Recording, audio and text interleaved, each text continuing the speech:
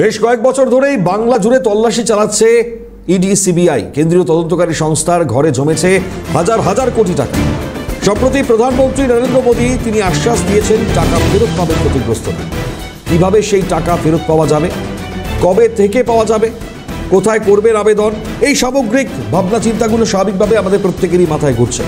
তবে এর মধ্যে বেশ কিছু আঙ্গিক ডেফিনেটলি থাকবে। আমরা শুরুতেই প্রধানমন্ত্রীর এই আশ্বাসের যে বক্তব্য সেটা একবার শোনাই আপনাদের, তারপর ধাপে ধাপে আলোচনায় আসবো আমরা।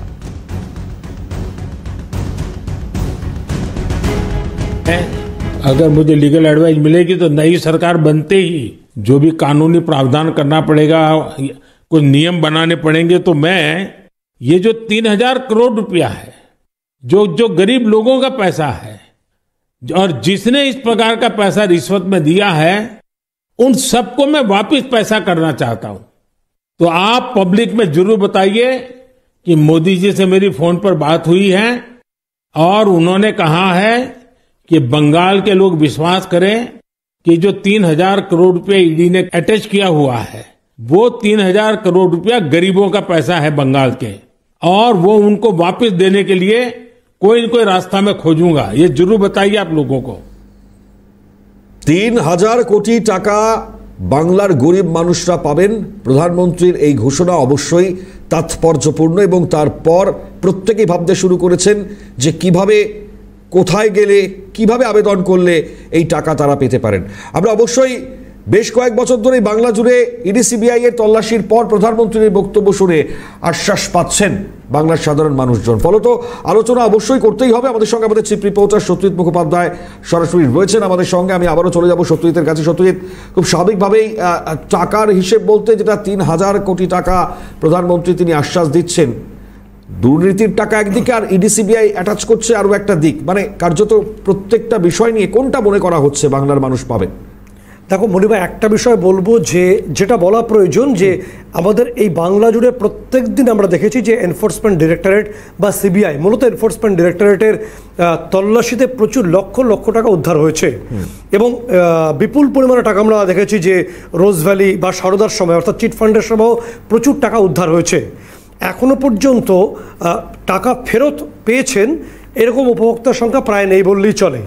এদিকে বাংলার একটা বৃহৎ সংখ্যক মানুষ যারা সেই সময় ভুল বুঝে হোক, ভুল পথে গিয়ে হোক, বেশি সুদের লোভে ব্যাংক বা পোস্ট অফিস ছেড়ে তারা চিট ফান্ড সংস্থাগুলোতে টাকা বিনিয়োগ করেছিলেন এবং এখনও পর্যন্ত সার্টিফিকেটসগুলো বাড়িতে পড়ে আছে, ধুলো ধূসরিত হয়ে পড়ে রয়েছে এবং তারা বুঝতে পারছেন না যে তারা কিভাবে তাদের যে কষ্টার্জিত পয়সাগুলোকে ফেরত পাবেন। এই যে দুশ্চিন্তার মধ্যে প্রত্যেকটা মানুষ যারা টাকা বিনিয়োগ করেছিলেন মূলত চিটফান্ড সংস্থাগুলোতে, তারা প্রত্যেকটা দিন কাটাচ্ছেন। এর মধ্যেই ভোটের আবহে প্রধানমন্ত্রীর তরফে যে ঘোষণা যে টাকা ফেরতের জন্য তারা আইনি চিন্তাভাবনা শুরু করেছেন। প্রথম বিষয় বলে নিই যে এনফোর্সমেন্ট ডিরেক্টরেট ইডি এই মুহূর্তে বাংলার ঘরে ঘরে ইডি একটা সুবিদিত নাম।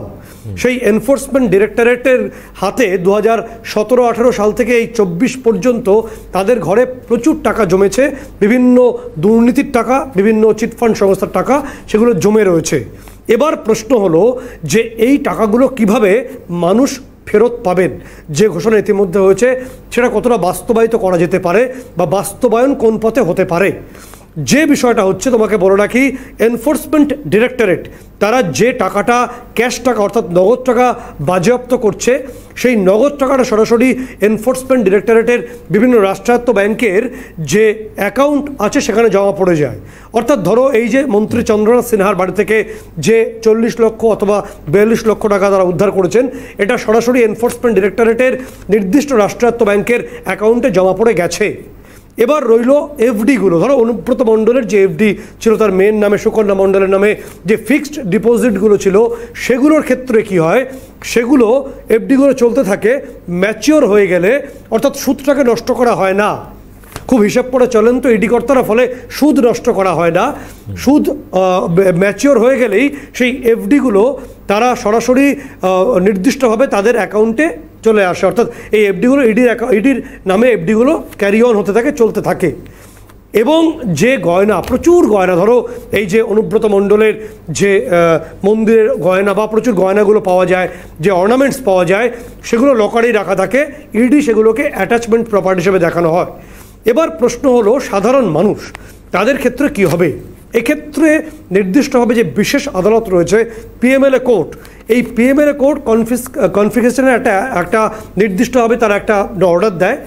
এই বাজেয়াপ্তকরণের যে অর্ডারটি আসে, সেই অর্ডারটি আসার পরেই ইডির হাতে সেই ক্ষমতা চলে আসে যে তারা এই টোটাল যে অ্যাসেটসগুলো হয় বা প্রপার্টিগুলো আছে, সেগুলো তারা মূলত বা মনে করা হয় যে আইটি ডিপার্টমেন্ট, ইনকাম ট্যাক্স ডিপার্টমেন্টের যে ভ্যালুয়ার থাকেন, রেজিস্টার্ড ভ্যালুয়ার, সেই রেজিস্টার্ড ভ্যালুয়ারদের মাধ্যমে তারা সেটাকে তার যে মূল্য নির্ধারিত হয় বর্তমান বাজার দর অনুসারে। অর্থাৎ ধরে নেওয়া যাক কোনো একটা রোজভ্যালির বিদেশি গাড়ি সেই সময় বাজেয়াপ্ত হয়েছিল, আজকে সেটাকে আইটি ডিপার্টমেন্টের রেজিস্টার্ড ভ্যালুয়ারের মাধ্যমে তার দাম নির্ধারিত হবে এবং সেই নির্ধারণের পর সেটাকে বা খোলা বাজারে একটা নিলাম পদ্ধতির মাধ্যমে বিক্রি করা হবে। এবার যে বিক্রির অর্থ পাওয়া গেল, যে বাজেয়াপ্তকরণ আগে হয়েছিল ক্যাশ যেগুলো পাওয়া গেছিল, এই সব অর্থ একটা জায়গায় আসবে।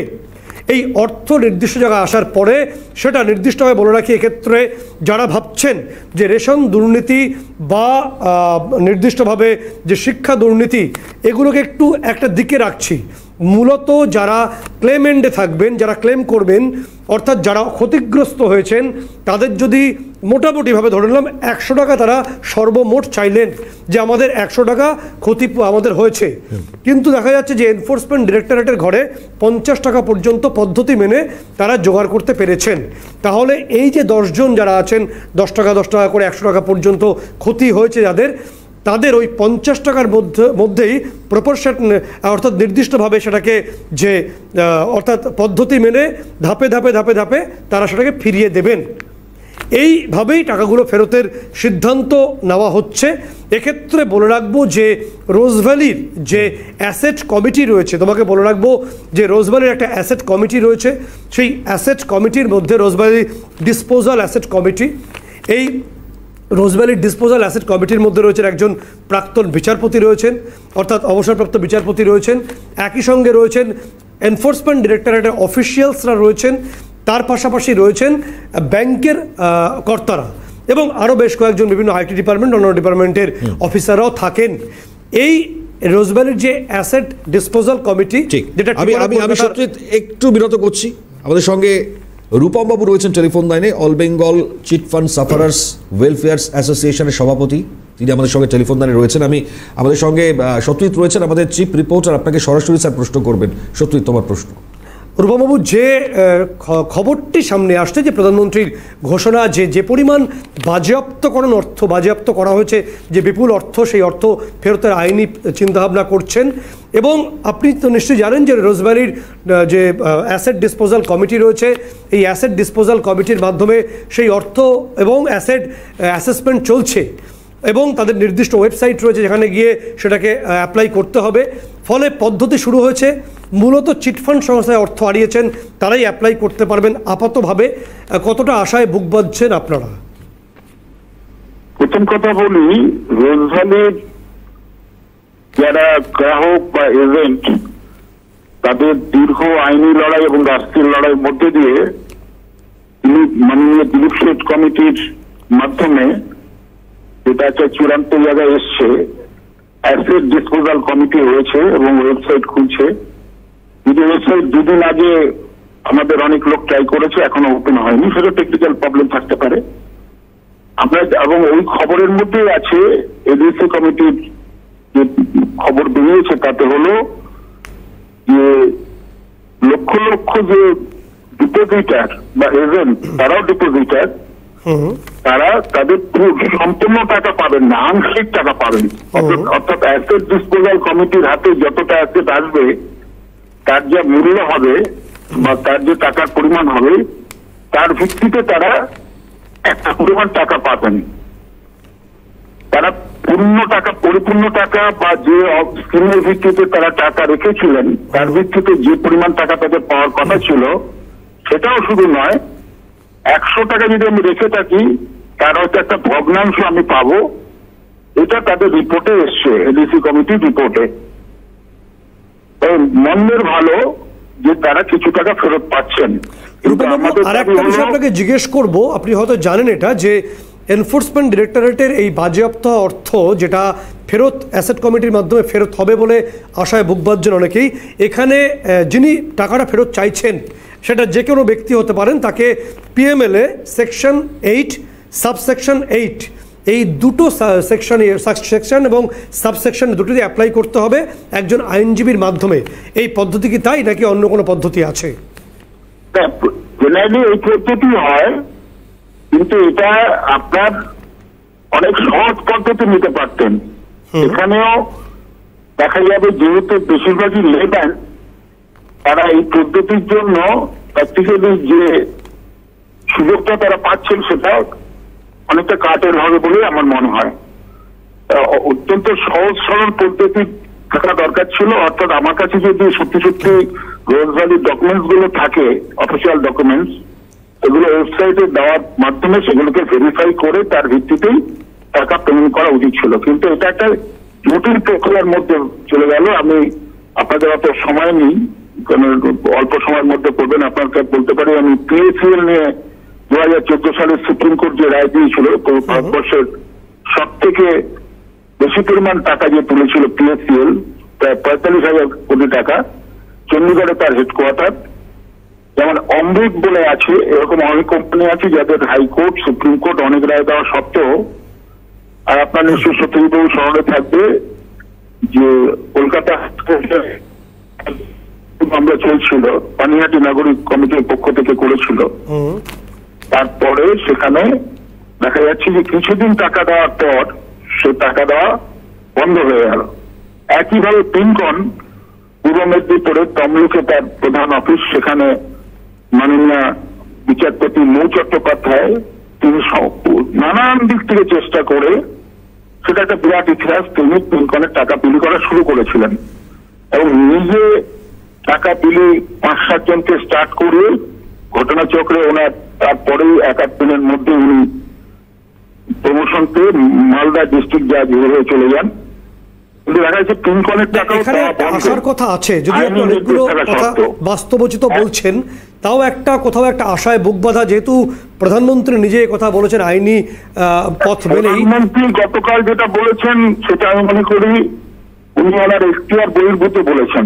প্রথম কথা হলো ইডি সম্পত্তি বলতে এটা শুধু চিট ফান্ডের বাজেয়াপ্ত সম্পত্তি নয়। আর 3,000 কোটি টাকার কথা যেটা বলেছেন, বাস্তবে রোজ ভ্যালি প্রায় 22,000 কোটি টাকা তুলেছে, 22,000 কোটি টাকা। আপনার অ্যালকেমিস্ট তুলেছে প্রায় 18,000 কোটি টাকা। সারদা তুলেছে নট লেস দ্যান 5,000 crore, 5,000 কোটি টাকা। আর এই 3,000 কোটি টাকা যেটা ইডি বাজেয়াপ্ত করেছে, এটা সবটাই চিট ফান্ডের টাকা নয়।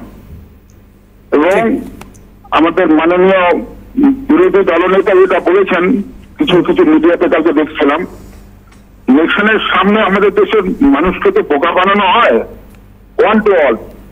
সুতরাং সেটাই, এটার মধ্যে দিয়ে চিট ফান্ডের যে বিরাট সমস্যা, 3 লক্ষ কোটি টাকা পশ্চিমবাংলায় লুট হয়েছে এবং 70% চিট ফান্ড পশ্চিমবাংলায় কাজ করেছে, রেস্ট 30% কাজ করেছে আউটসাইড অফ বেঙ্গল, প্রায় 50 থেকে 55টা চিট ফান্ড কোম্পানি। ঠিক, অর্থাৎ আপনারা বলছেন যে ভোটের আবহে, অনেক ধন্যবাদ সঙ্গে থাকার জন্য রূপম চৌধুরী, তিনি চিটফান্ড অ্যাসোসিয়েশনের সঙ্গে দীর্ঘদিন যুক্ত, লড়াইয়ে যুক্ত, তিনি তার তিক্ত অভিজ্ঞতার কথা যেটা বললেন দর্শকদের, যে নির্দিষ্টভাবে শুধুমাত্র এই 3,000 কোটি নয়, তার সঙ্গে এই বাংলা জুড়ে সেই একেবারে 2000 পরিবর্তনের 2011 সাল থেকেই যে লক্ষ লক্ষ হাজার কোটি টাকা লুট করা হয়েছিল চিটফান্ড সংস্থার মাধ্যমে, সেগুলো ফেরতের পদ্ধতি শুরু করতে হবে। মানুষ অপেক্ষায় রয়েছেন। একদম 3,000 কোটি টাকা পাবেন বাংলার গরিব মানুষজন যারা টাকা খুইয়েছেন। প্রধানমন্ত্রীর এই ঘোষণার পর আশ্বাস স্বাভাবিকভাবেই বাড়ছে সাধারণ মানুষের মধ্যে। প্রশ্ন অনেকগুলো রয়েছে যে কিভাবে পাবেন, পদ্ধতি কি রয়েছে, আরও নানান বিস্তারিত পরিস্থিতি, কোথায় যাবেন, আমরা এই বিষয় নিয়ে আলোচনা করছি। আমরা আমাদের চিফ রিপোর্টার সত্যজিৎ মুখোপাধ্যায়ের কাছে আরও একবার চলে যাওয়ার চেষ্টা করবো সরাসরি। সত্যজিৎ, ফলত পদ্ধতিটা কি, কোথায় তারা যাবেন, কি আবেদন করবেন, যদি জানাও এগুলো। দেখো, মূলত যেটা এনফোর্সমেন্ট ডিরেক্টরেট বা বিভিন্ন সোর্সে আমরা খবর পাচ্ছি, এক্ষেত্রে দুটো বিভাজন তোমাকে করে নিতে হবে। কারণ ক্লেমেন্টে যারা থাকবেন, যারা আবেদন করবেন টাকার জন্য, খুব সোজা বাংলায় সাদা কালো চোখে তুমি দেখবে যে রেশন দুর্নীতি বা শিক্ষা দুর্নীতির ক্ষেত্রে যে বিপুল পরিমাণ অর্থ বাজেয়াপ্ত করেছে, অ্যাটাচ করা হয়েছে আপাতভাবে, যেটা ওরা বলে অ্যাটাচমেন্ট হয়েছে, সেক্ষেত্রে এই অর্থ যখন চূড়ান্ত বাজেয়াপ্তকরণ নির্দেশ কোর্ট দেবে, পিএমএলএ কোর্ট দেবে, সেই অর্থটা ক্লেমের জন্য কেউ আসবেন না, এটাই ধরে নিচ্ছি আমরা। কারণ দুর্নীতির অর্থ ক্লেম করবেন কে দাবি করবেন যে এই রেশন দুর্নীতি আমি এত টাকা বিনিয়োগ করেছি? এটা হতে পারে না। ফলে সেই টাকাটা সরাসরি আবার ইডির মারফত গিয়ে সরকারের ঘরে পৌঁছবে। পরবর্তী ক্ষেত্রে সরকার হয়তো সেটা বিভিন্ন ওয়েলফেয়ার ইস্যুতে ব্যবহার করতে পারে বা করবে, হয়তো সেটা অন্য ইস্যু। তাহলে কোন টাকাটা ফেরত হবে?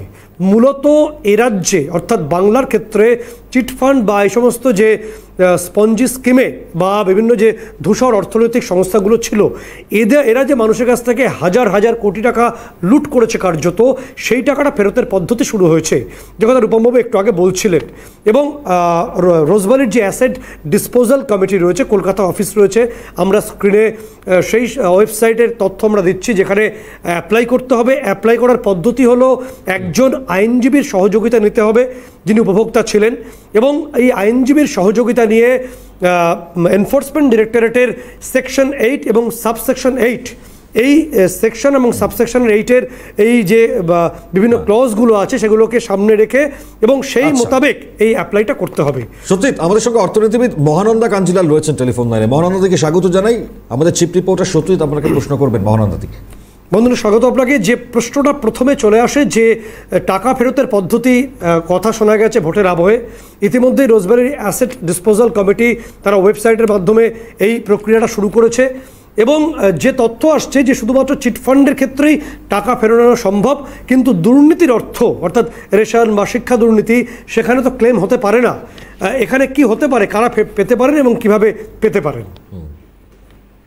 দেখুন, যে টাকাগুলো রোজভ্যালিতে পাওয়া গেছে বিশাল অঙ্কের টাকা, এবং মাননীয় প্রধানমন্ত্রী বলেছেন প্রায় 3000 কোটি টাকা, সেটা যদি ওই রোজভ্যালি বা চিট ফান্ড যেগুলো সেখান থেকে যেগুলো পাওয়া গেছে, উদ্ধার করা হয়েছে, সেগুলো গরিব মানুষের টাকা। প্রথম কথা, তাদের কিছু অজ্ঞতার জন্য তারা এই জমাগুলো রেখেছিল, এবং তারপর পরবর্তীকালে তারা সে টাকা ফেরত পাওয়া তো দূরের কথা, যে অতিরিক্ত টাকার কথা বলা হয়েছিল সুদ সবে, সেটাও পায়নি। এটা একটা দিক। আর দ্বিতীয়ত, দুর্নীতি করে যে টাকাগুলো কালেকশন হচ্ছে, সেটা হচ্ছে আরেকটা দিক, অর্থনীতির একটা অত্যন্ত খারাপ দিক, যে এই টাকাগুলো, যে টাকা মানুষের করের টাকা, মানুষ কর দেয়, সেই টাকাতে সরকার চলে, সেই টাকায় সমস্ত জনকল্যাণমূলক প্রকল্প চলবে, এইটাই নিয়ম। কিন্তু এই যে বিপুল অঙ্কের টাকা উদ্ধার করা হচ্ছে, যেগুলো যে কোনো ভাবে হোক বেআইনি পথে পাওয়া গেছে, সেগুলো মাননীয় প্রধানমন্ত্রী বলেছেন যে সেগুলো ফেরত দেওয়া হবে গরিবদের মধ্যে। কিন্তু এখানে একটা মেকানিজম আছে, অর্থাৎ একটা আইনি প্রক্রিয়া। অবশ্য উনি বলেছেন যে এটা আইনের পরামর্শ নেওয়া দরকার, সেটাও কিন্তু উনি উল্লেখ করেছেন। এবং সেটা যদি করা যায় আইনি প্রক্রিয়ার মাধ্যমে, যদি গরিব মানুষের কাছে টাকাগুলো ফেরত আসে, বিভিন্ন প্রকল্পের মাধ্যমেই হোক বা যেভাবে হোক, নিশ্চয়ই সেটা সাধারণ গরিব মানুষের জন্য অত্যন্ত উপকারী। কারণ তাদের অবস্থা কিন্তু ভারতবর্ষে খুব একটা ভালো নয়। অর্থনৈতিক যা পরিস্থিতি, তাতে বিশেষ করে যে কথাটা আমি বারবার বলি, অসাম্য একটা সাংঘাতিক জায়গায় চলে গেছে। অর্থাৎ 1% ধনী ব্যক্তি ভারতবর্ষে, তাদের হাতে 40% ভারতবর্ষের সম্পদ, এবং অসাম্য মানে যারা ধনী ব্যক্তি তারা প্রচুর পরিমাণ টাকা রোজগার করছেন, এবং গরিব মানুষের অবস্থা কিন্তু খারাপ। মহানন্দা, একটা বিষয়ে প্রশ্ন করব, যে কিছু আগেই রূপমবাবু ছিলেন, তিনি বললেন যে চিটফান্ডের যে টাকা মূলত রোজভ্যালি বা সারদার ক্ষেত্রেও ফেরতের পদ্ধতি শুরু হয়েছে, তারা আশায় বুক বাঁধছেন। কিন্তু যদি দুর্নীতির প্রসঙ্গে আসি, তাহলে দুর্নীতিতে যে কোটি কোটি টাকা লুট করা হয়েছে, এই টাকাটা তো ক্লেমেন্ট থেকে কিছু হবে না, দাবি করা যাবে না, ফলে সেই টাকা সরকারের ঘরে যাবে। সেই টাকাটা সমাজের ক্ষেত্রে কিভাবে সেটা করা যাবে না? কারণ হচ্ছে যে মানুষটা চাকরি পাবে বলে টাকা দিয়েছে, সেটা তো ওয়ান কাইন্ড অফ ঘুষ।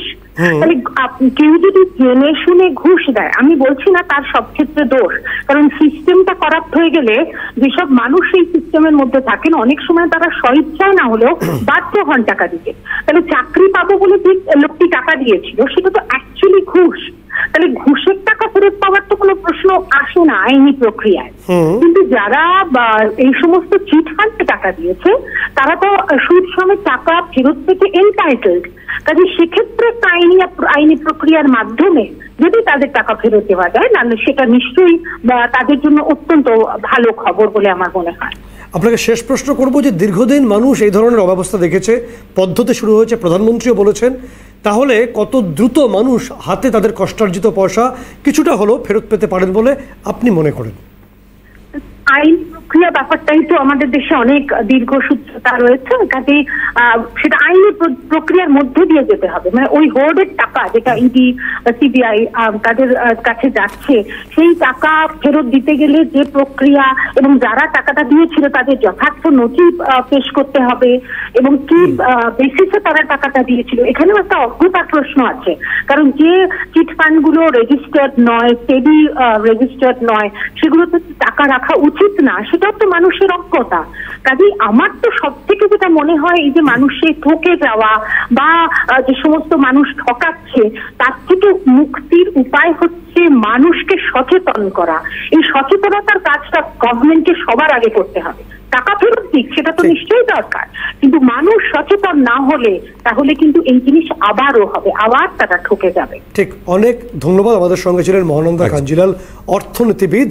তিনি পরিষ্কার বললেন যে শুধুমাত্র টাকা ফেরতের ব্যাপারে তো সবাই আশায় বুক বাঁধছেন, বাংলার মানুষ আশায় বুক বাঁধছে, কিন্তু একটা প্রশ্ন, যদি এই বিষয়টা সতর্কীকরণ না করা যায়, সতর্ক না করা যায় সমস্ত যে ধূসর সংস্থাগুলো আছে বা এই সমস্ত যে ক্যামোফ্লেজড কোম্পানিজগুলো আছে তাদের সম্পর্কে, তাহলে মানুষ আবারও প্রতারিত হবেন, এই আশঙ্কা রয়েছে। মণিময়, খুব দ্রুত একটা বিষয় বলবো যে এই যে বিভিন্ন যে চিটফান্ড সংস্থাগুলোর যে অ্যাসেট কমিটি তৈরি হয়ে রয়েছে, এই অ্যাসেট কমিটিগুলো কাজ করছে এবং তাদের ওয়েবসাইট নাম্বার দেওয়া রয়েছে, তাদের অফিস কলকাতাতেই আছে এবং এই কমিটির ওয়েবসাইট নাম্বারে গিয়ে অ্যাপ্লাই করতে হবে এবং সেকশন 8 সাবসেকশন 8-এ অ্যাপ্লাই করতে হবে। একজন আইনজীবীর সহায়তা নিয়ে করলে ভালো হয়, সেক্ষেত্রে ডকুমেন্টেশন যেটা থাকে এটা দ্রুত হওয়া সম্ভব। ফলে এইগুলো মোটামুটি করলেই কিছু অংশের টাকা মানুষ হাতে পেতে পারেন, এরকম একটা মোটামুটি ভাষ্য বিভিন্ন সূত্রে উঠে আসছে। বাকিটা সময় এবং আইনের উপর নির্ভর করবে। অনেক ধন্যবাদ জানাবো সত্যজিৎ তোমাকে সরাসরি থাকবার জন্য আমাদের সঙ্গে। আমাদের চিফ রিপোর্টার সত্যজিৎ মুখোপাধ্যায় ছিলেন সরাসরি। খুব স্বাভাবিকভাবেই আমরা প্রত্যেকেই আশায় বুক বাঁধছি, আগামী পদক্ষেপ কোন জায়গায় থাকবে তার দিকে আমাদের নজর থাকবে।